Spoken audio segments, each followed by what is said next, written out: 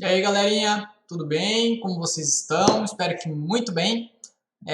Vamos dar mais uma aula de geografia agora. A gente vai entrar na apostila nova e a gente vai tratar de um assunto novo. Agora a gente vai falar aí sobre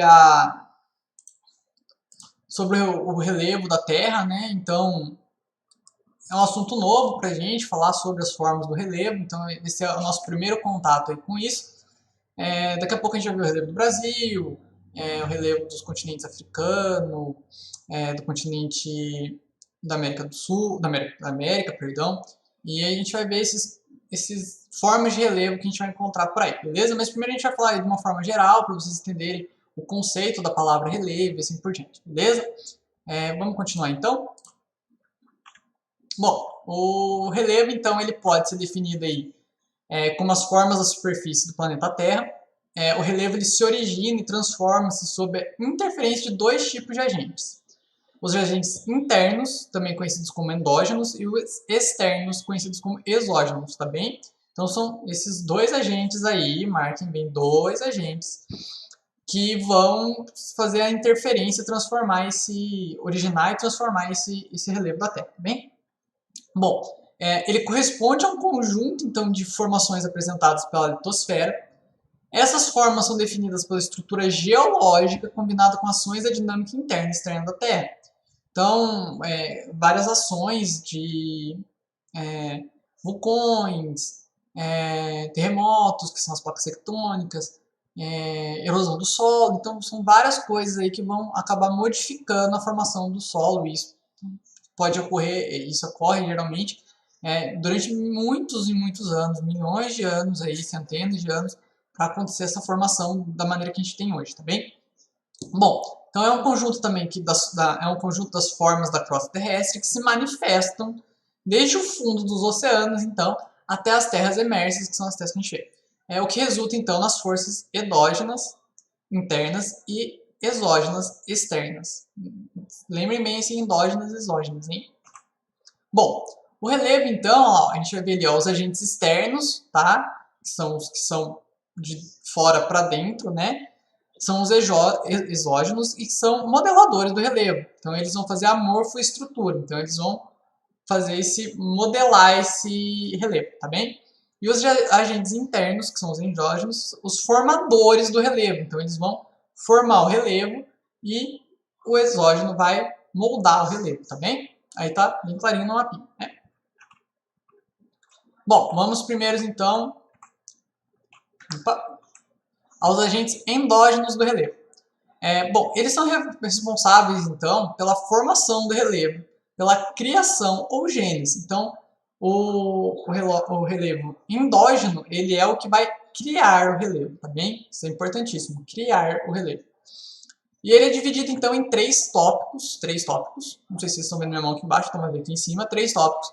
O primeiro, tectonismo ou diastrofismo, é o principal criador, então, ele é o principal agente que vai fazer a criação desse relevo, e ele atua de forma mais lenta, então demora assim muito tempo para ele formar o relevo.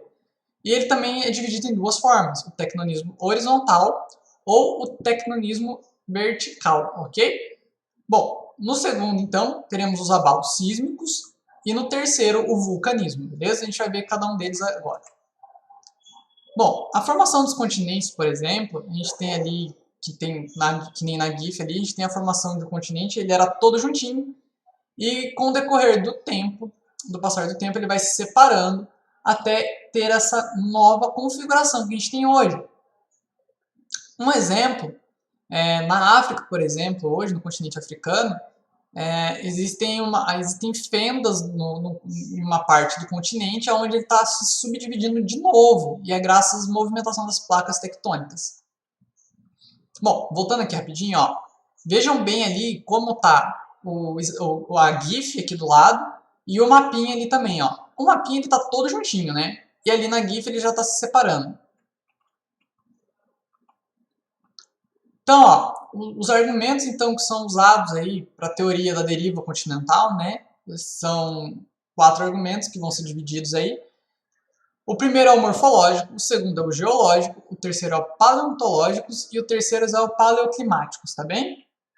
Bom, As placas tectônicas, então, que a gente vai ver, são placas que ficam embaixo da Terra e elas se movimentam. E quando elas se movimentam, elas acabam fazendo o quê? Elas acabam gerando até os abalos sísmicos, os terremotos. Então, ó, nesse exemplinho que a gente tem aqui, nesse mapa, a gente tem ali todas as placas e como que elas se movimentaram para separar. Esse daí é o mapa de como era o mundo, tá? Então, ó, a gente tem ali a placa da norte-americana, a placa do Pacífico, a placa de Nazca, a placa da América do Sul, a placa africana, a placa arábica, a placa indiana, e essas placas elas foram se movimentando tanto que elas separaram os continentes um do outro, ok? Então, mas por que essas placas se movem? Qual que é o motivo?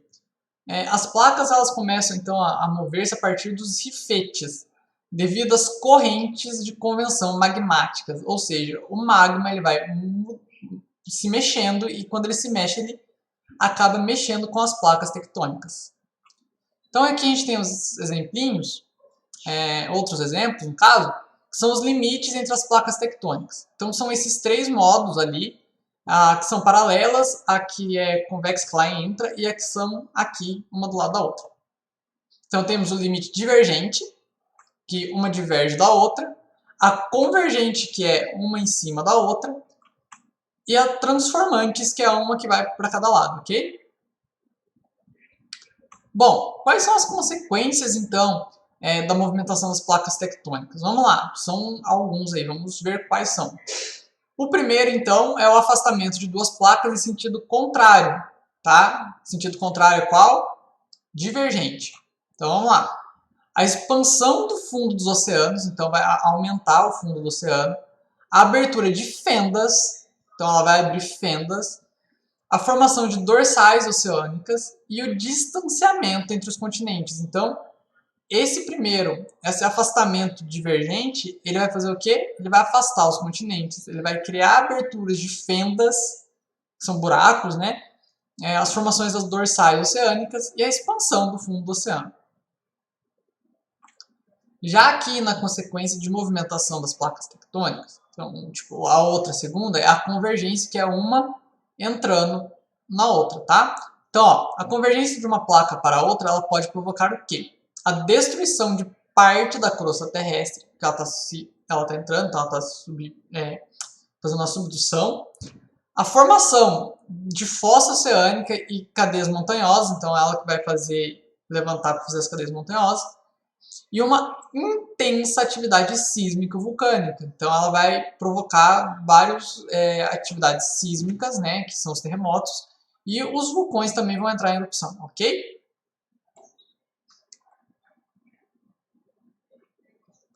Aí também teremos os dobramentos, que ela vai fazer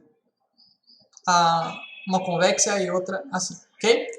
Então, nesses dobramentos, a gente vai ter lá, resultam de pressões horizontais na litosfera, onde as rochas não oferecem grande resistência às forças internas que continuam em movimentos orogênicos, tá?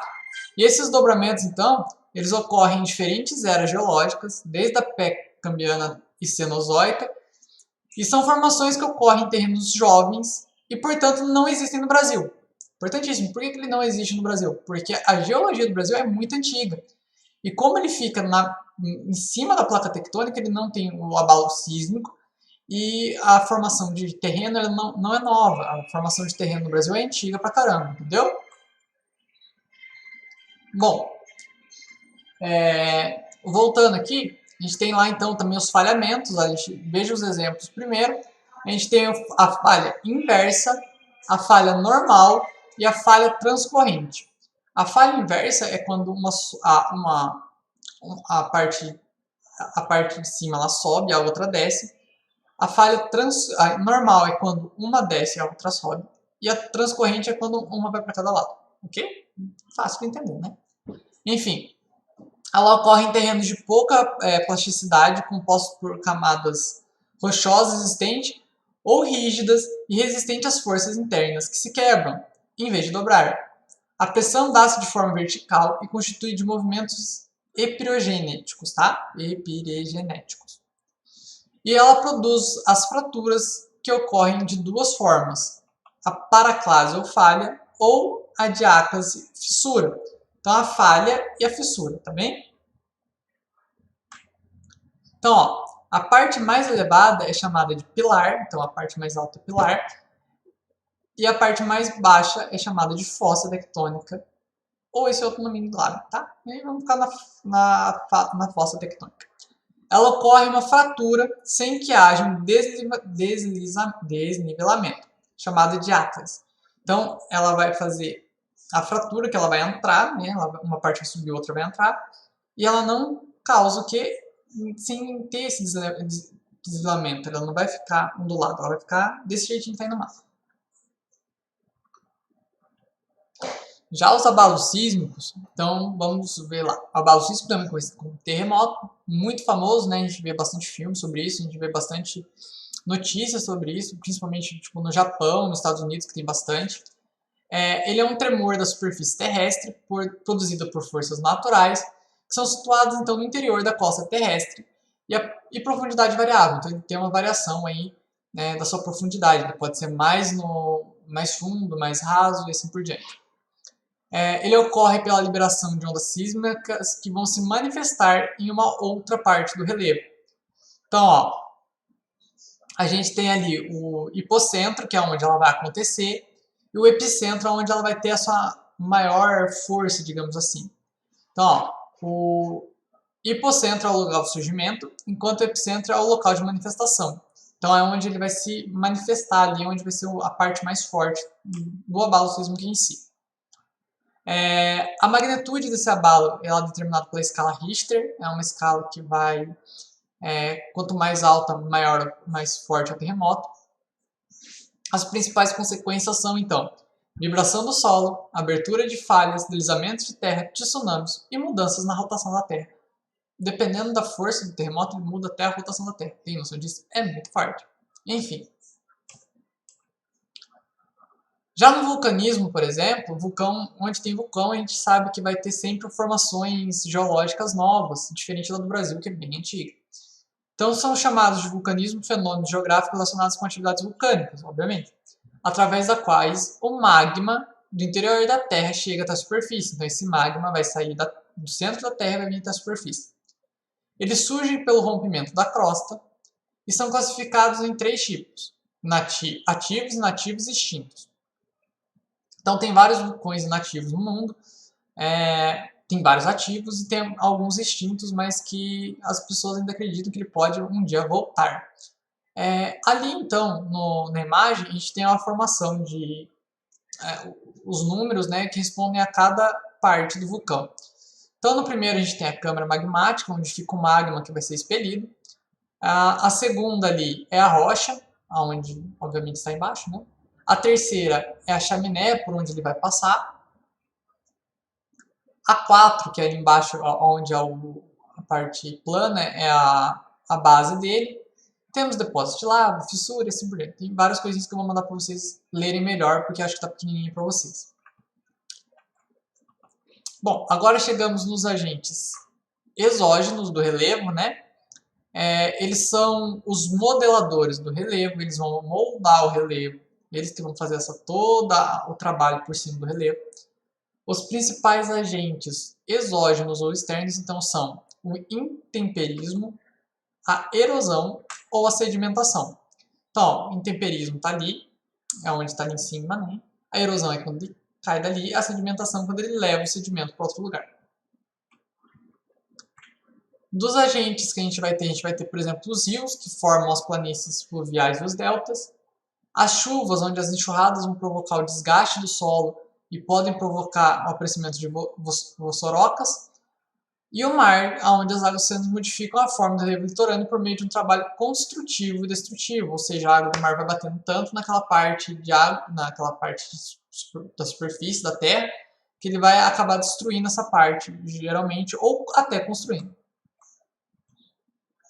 Temos também os ventos com uma ação destrutiva, que é a deflação, os ventos que varrem as areias e corrosão, e consiste em atirar partículas contra o relevo, causando-lhes um intenso lixamento. Um exemplo maravilhoso disso é Vila Velha, indo para Curitiba, passando Ponta Grossa ali, tem um parque chamado Vila Velha, e a gente vê bastante essa ação destrutiva, onde ele vai corroer as rochas e fazer várias paisagens maravilhosas. Enfim, temos também a ação construtiva, que são as dunas ou o solo de lões, e temos também as geleiras, que é a erosão glacial, que é a formação de vales em forma de U, ou a acumulação glacial, que são os moraínas, tá?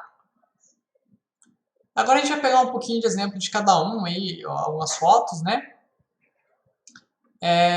Nos agentes exógenos ali, por exemplo, a gente está vendo a ação do mar batendo contra a rocha, moldando essa rocha. Ali também temos a do vento, né? A erosão também está ali. E das geleiras agora. Bom, atuam então sobre o relevo através da erosão glacial. Elas ocorrem pela movimentação de grandes blocos de gelo em função da gravidade e provocam um desgaste profundo nas rochas com a formação de vales em formas de U ou V. Então eles têm esse formato de U ou V, chamados de fjords. E os sedimentos transportados pelo gelo, então, vão se depositar na base das montanhas e eles são chamados de moraínas ou morenas. Bom, aqui também a gente vai ter outro exemplinho ali. Exemplinho é uma palavra muito feia, gente. Exemplo, perdão. Então a gente vai ter ali a praia, a restinga, o recife de arenito e o tambolo, tá? São exemplos de formação através do mar ou do rio, entendeu? Que são a acumulação da marinha. Essa faz parte do mar. Okay? Teremos ali também as falésias, né, que são pontos altos que vão caindo ali nessa erosão pela água. Teremos também o intemperismo ou meteorização. É um conjunto, então, de processos que provocam a alteração da decomposição de rochas como resultado da ação dos agentes externos. Ele consiste, então, em fazer processos físicos, químicos e biológicos que atuam sobre as rochas, provocando sua desintegração ou decomposição.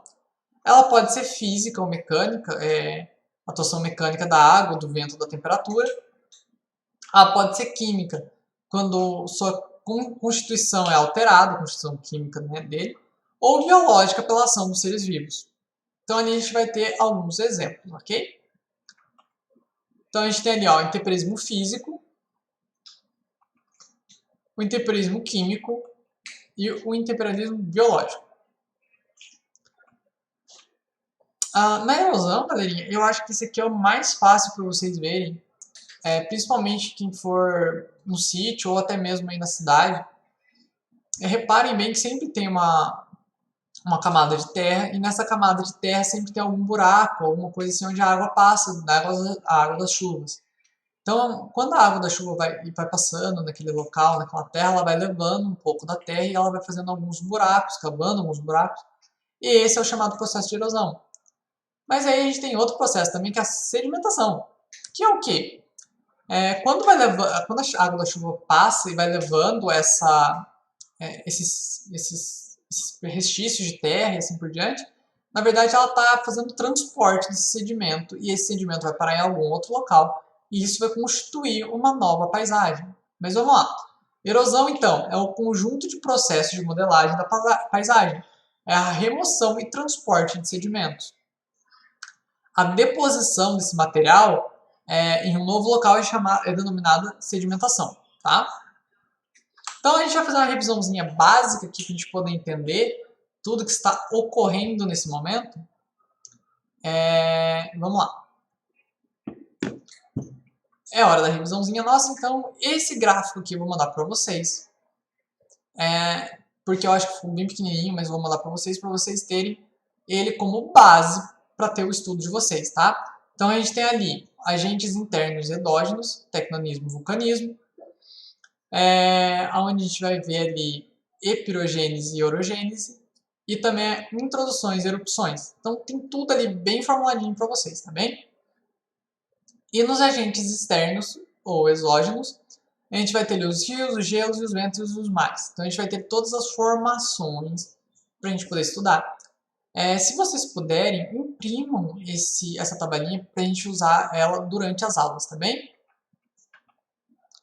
Bom, aqui, deixa eu ver se tem alguma coisa escrita. Tem.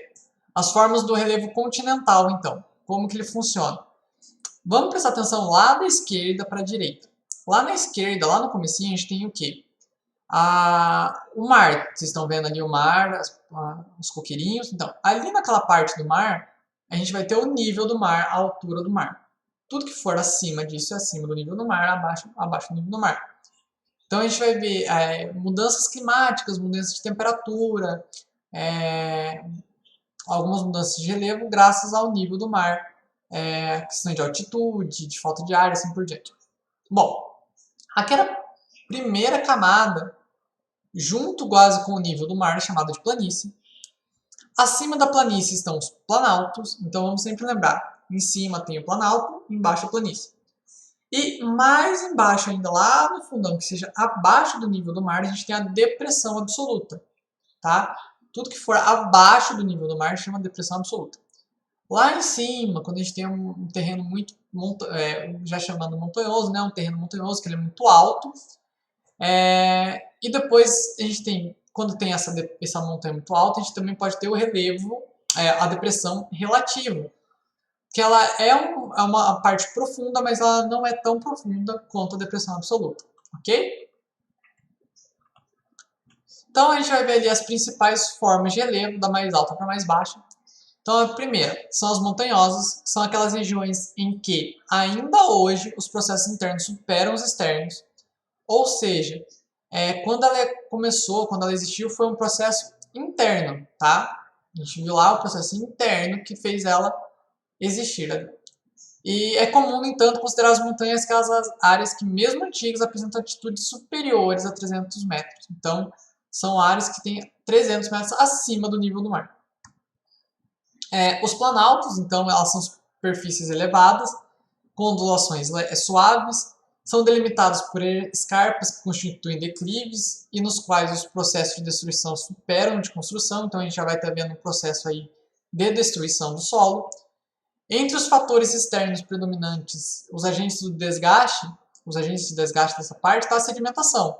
Então, os sedimentos são tirados daquela parte. Lembra que eu falei da água-chuva? Então, ela vai lá e vai tirar os sedimentos dali e vai levar para a parte mais baixa, que seria a planície, tá? Ou a depressão. Enfim, os planaltos, então, eles são típicos. Os planaltos típicos são de estrutura sedimentar, mas podem ser formados também pelo surgimento de blocos magmáticos. Então, o próprio planalto também ele vem de sedimentos das montanhas, tá? As planícies, elas são superfícies aplainadas, então elas são mais planas, em que os processos de deposição superam os de desgaste, e as depressões, a altitude da superfície é mais baixa que as formas de relevo que a circundam. Então, depressão vai ser quando tem uma planície, ela está mais funda ali, então ela já vai ser uma depressão. Elas se classificam em depressões absolutas, quando estão abaixo do nível do mar, e depressões relativas, que estão acima do nível do mar, porém rebaixadas em relação às suas circunvizinhas, ou seja, se ela é mais baixa que o planalto ou que a planície, ela é considerada uma depressão relativa. Uma observação, galerinha. Cada uma dessas formas de relevo pode receber denominações diferentes também, conforme a sua dimensão e sua particularidade morfogênicas, tá? Um exemplo, por exemplo, uma pequena montanha é chamada em geral de morro. Então, aí em Siqueira tem um morro, né? Então, para vocês verem que não é uma montanha, é um morro, porque é menorzinho. Ou um alinhamento de montanhas que pode ser considerado a serra. Então, quando vocês vão ver a Serra Gaúcha, assim por diante, pode ser esse exemplo. Bom, pessoal, então por hoje é isso. Muito obrigado pela aula. Podem começar a fazer as atividades, então, da apostila. Eu passo para vocês no grupo certinho as páginas, mas podem começar a fazer as atividades da apostila, também o caderno de atividades a gente vai fazer posteriormente. Muito obrigado, galerinha. Até a próxima.